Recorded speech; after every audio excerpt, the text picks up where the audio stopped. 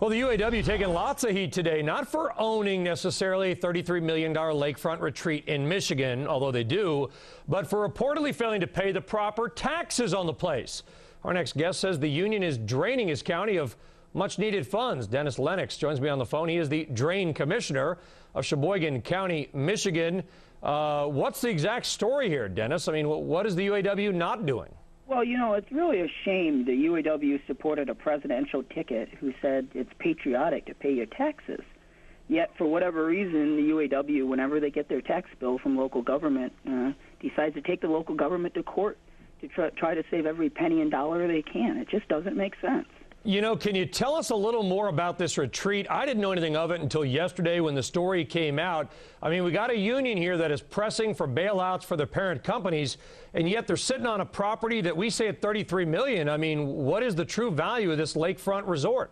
Well, you know, it's this lavish, posh resort valued in their own paperwork at $33 million in a beautiful part of northeastern Michigan.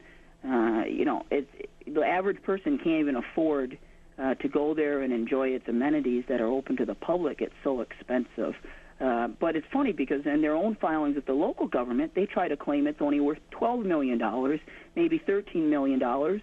But to the federal government, they claim it's worth $33 million, and they're complaining about paying their fair share of taxes to fund the schools that are going to bring our next generation into success. You know, it's interesting you use that phrase because we have seen many sides saying, hey, people need to pay their fair share. It doesn't sound like, at least according to the UAW or UAW isn't paying its fair share on this lavish property.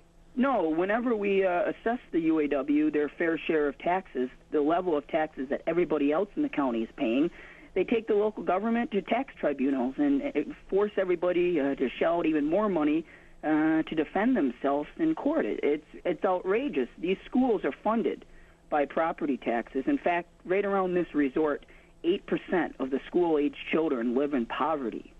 Those 8% of the children depend on a quality education to bring them out of poverty and have a good future. And every dollar you can give to them makes a big difference. And, Dennis, you wonder if they sold the resort and got fair value, $33 million for it, how many UAW jobs that could save. Dennis Lennox, thank you very much. Thanks a lot. All right.